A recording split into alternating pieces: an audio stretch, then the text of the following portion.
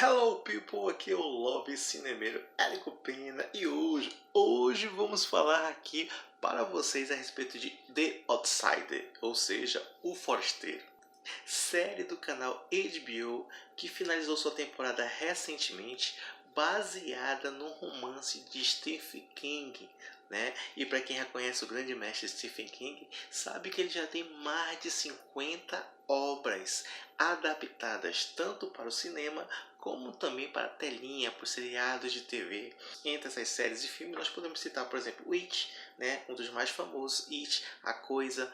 Também temos A Torre Negra, Um Sonho de Liberdade, Jogo Perigoso, O Nevoeiro, Campo do Medo, 1922, Sonâmbulos, enfim, várias e várias obras do grande mestre do suspense Stephen King, que agora ganhou uma adaptação desse livro dele, que foi lançado em 2018, chamado The Outsider, que no Brasil ganhou a tradução de O Forasteiro, uma série de suspense e investigação criminal, um pouco de drama familiar e, é claro, aquele toque básico e característico do grande mestre Stephen King que envolve o sobrenatural. Não sabe do que se trata? Então fica comigo que depois da vinheta vou falar um pouco mais para vocês a respeito dessa série que eu assisti, gostei bastante e por isso estou aqui indicando para vocês. Lembrando que em determinado momento eu vou dar um leve spoilerzinho para contextualizar melhor as informações e também te deixar com aquele gostinho a mais de querer assistir essa série, tá ok? Então roda a vinheta e...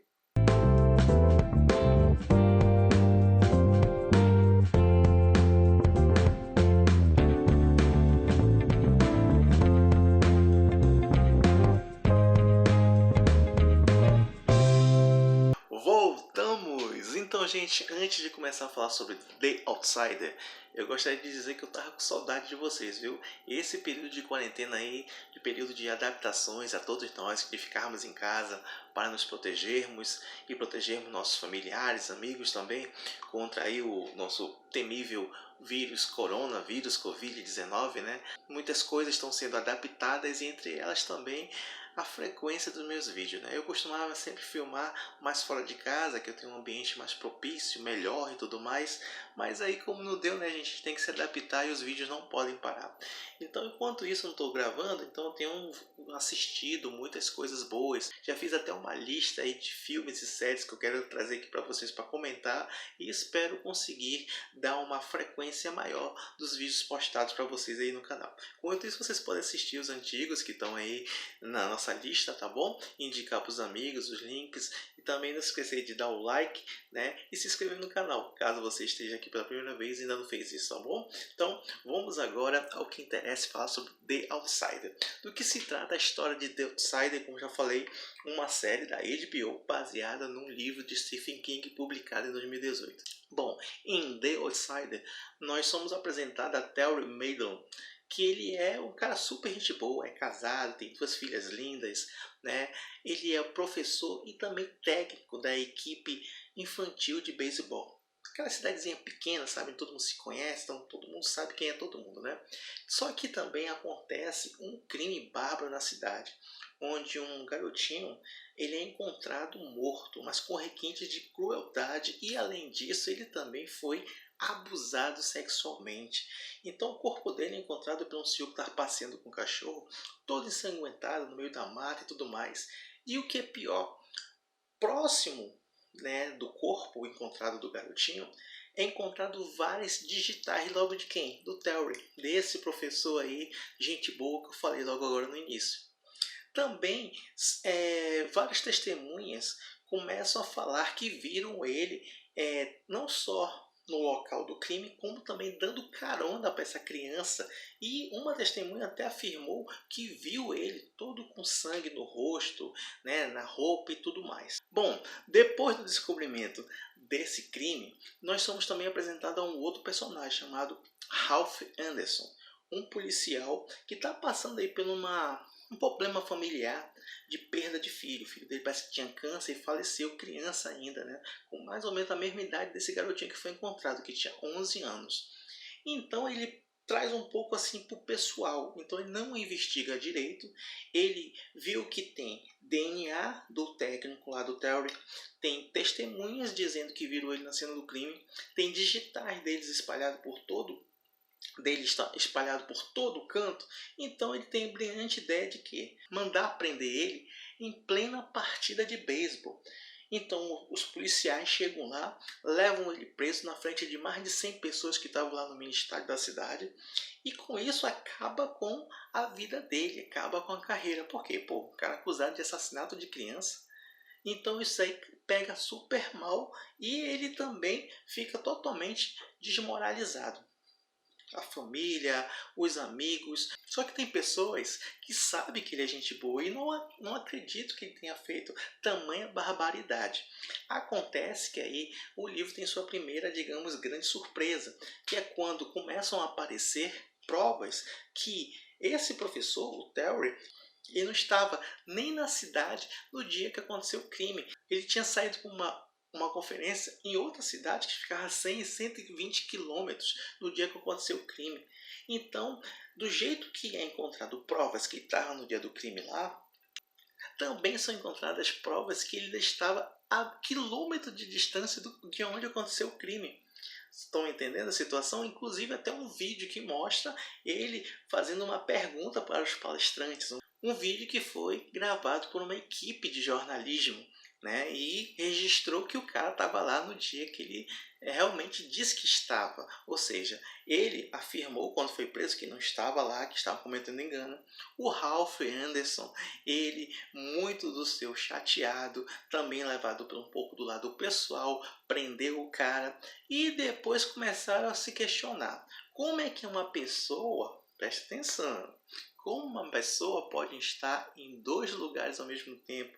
Porque tem evidências que comprovam que ele realmente não estava no lugar do crime, assim também como tem evidências fortíssimas que provam que ele estava no lugar do crime quando isso aconteceu.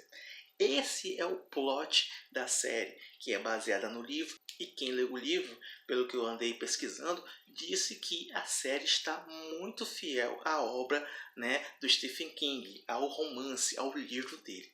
Esse aí é o plot, esse todo é a trama da série. Investigar o que aconteceu, descobrir quem é o assassino, se é que o Terry é realmente o assassino, será que isso é possível? Bom, gente, então até aqui é o que eu posso dizer, e isso sem spoiler. Agora eu vou começar a dar uns pequenos spoilers para que possa, digamos, saciar a curiosidade de alguns e também debater com aqueles que já assistiram sobre o que vocês acham das teorias que tem a respeito dessa série, tá ok? Então, a partir de agora, 3, 2, 1, spoilers! Então, minha gente, como eu sou bonzinho, eu vou começar pelos spoilers leves, depois médios e finalizando com aqueles spoilers poderosos, hein? Então, fiquem aí pela sua conta e risco. Finalizei essa primeira parte, essa parte anterior, perguntando como é que pode, né, uma pessoa estar em dois lugares ao mesmo tempo. Isso seria o sonho para muitos, né? E no nosso universo, no nosso mundo, nós sabemos que isso é impossível. Mas estamos falando do universo, né, dos contos de Stephen King, o mestre aí do sobrenatural, do suspense, do mistério e do horror, por que não dizer? Então, eu devo dizer para vocês que nessa série, apesar de ter esse teor mais de investigação, também tem uma pitada de sobrenatural. Por quê? Porque existe uma criatura, uma entidade, né, que tem, digamos assim, o poder, né, de se transformar em qualquer pessoa. Para isso, basta ela arranhar a pessoa e aí ela passa por um processo de transformação, onde leva mais ou menos de 15 a 25 dias até ela se transformar por completo na pessoa.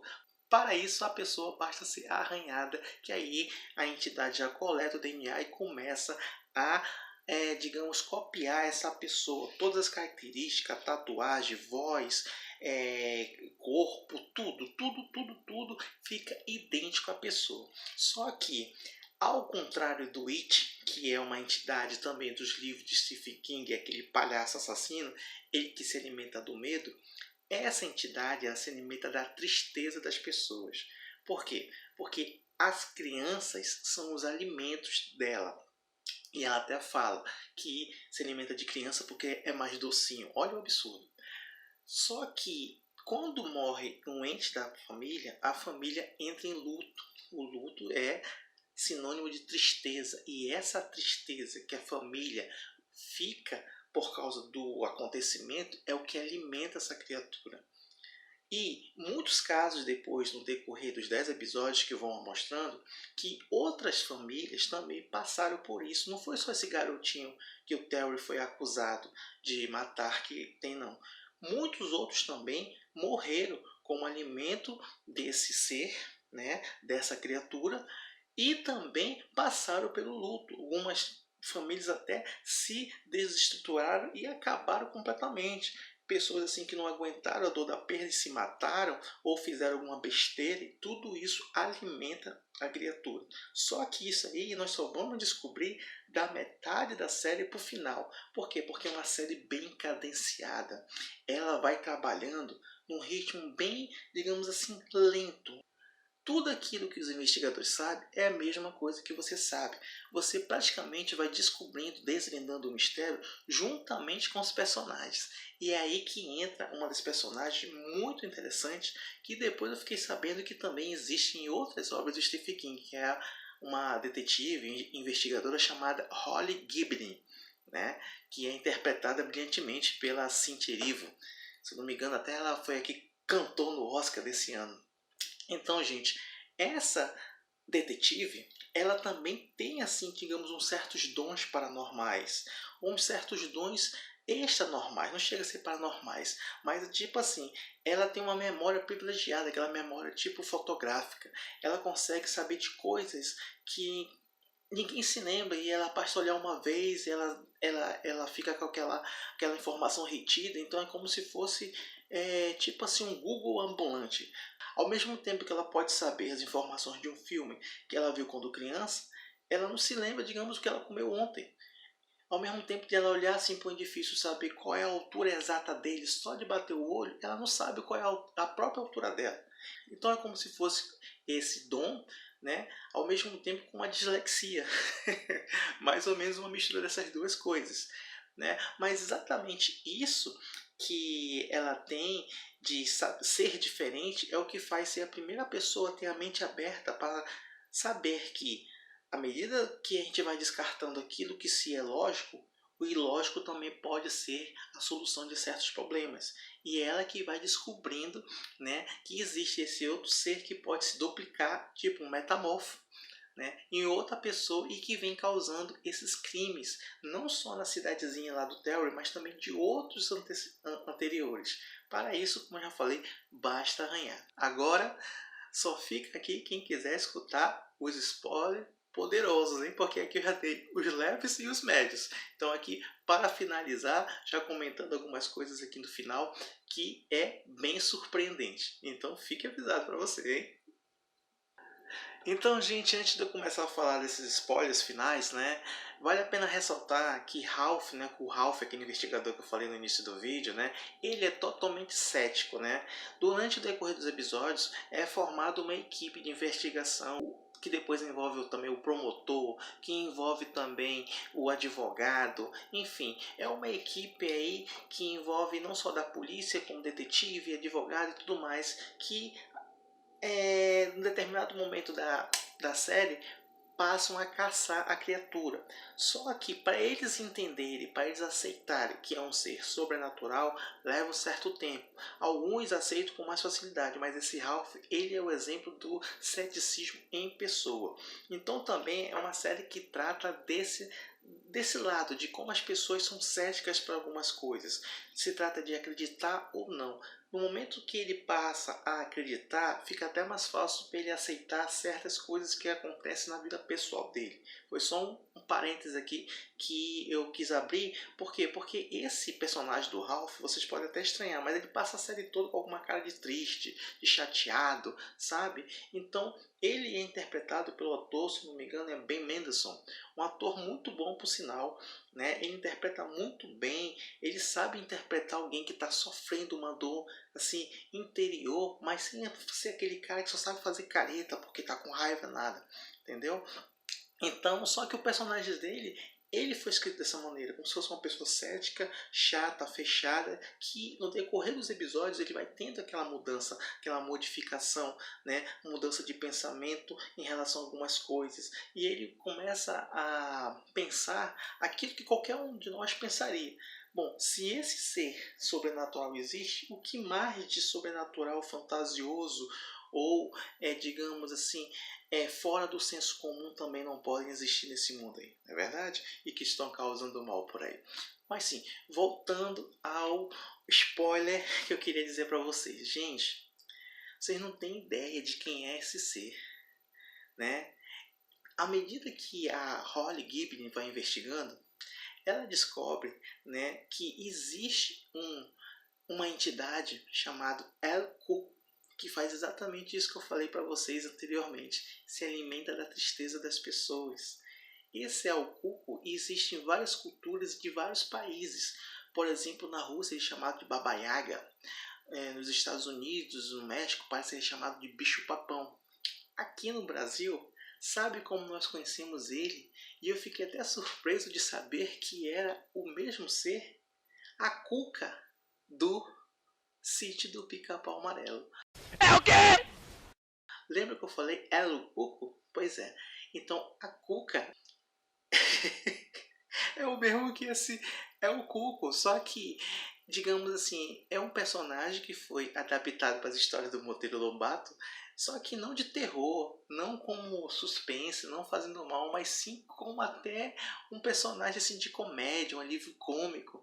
Só que, vocês se lembram que tem uma canção de Niná que diz: dorme neném, que a Cuca vem pegar? Pois é. Então, esse ser, essa canção de Niná existe em vários outros países, isso é verdade, eu pesquisei.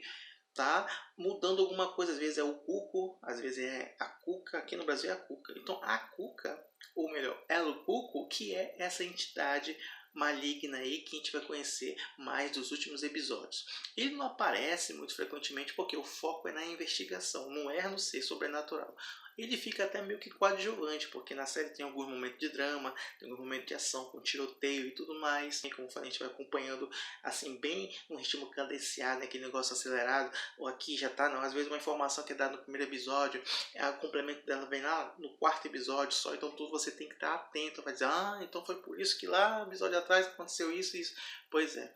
Então, gente, é uma coisa bem interessante, porque quem diria que a Cuca, uma personagem que também existe aqui no Brasil, seria, digamos, atrelada a esse ser sobrenatural.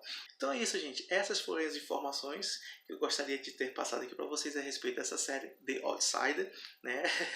Vamos dizer que é a série da Cuca por aí, que não é bem assim. É só que dizer que é uma série que envolve investigação, que envolve também essa questão de crença, de ceticismo, de sobrenatural, e também tem essa pegada aí do ser lá que se transforma em outras pessoas. E no finalzinho eu achei assim que poderia ter sido um pouco melhor.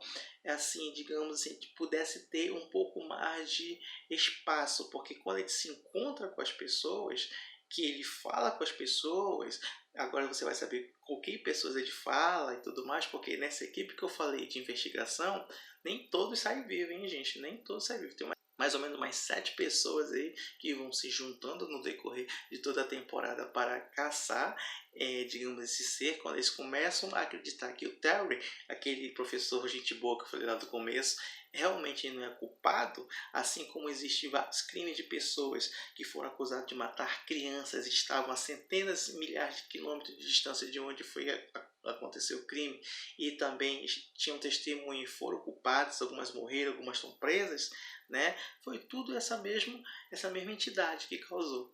Então é isso, gente. Fica aqui a dica de The Outsider. Dê uma chance se você quiser assistir uma série cabeça, né? Aquela série de terror que vai te dar susto, jumpscare, que vai aparecer bicho, vai aparecer careta, não.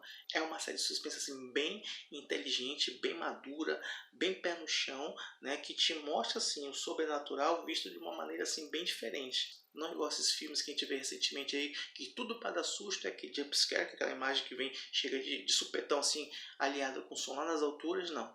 Essa é uma série que não te assusta, mas que te faz pensar bastante com relação a vários e vários assuntos. Então aqui fica a dica do Love Cinema Érico Pena, espero que tenham gostado e aguardem nosso próximo vídeo que em breve estará saindo, se Deus quiser. Grande abraço a todos, até a próxima, fui!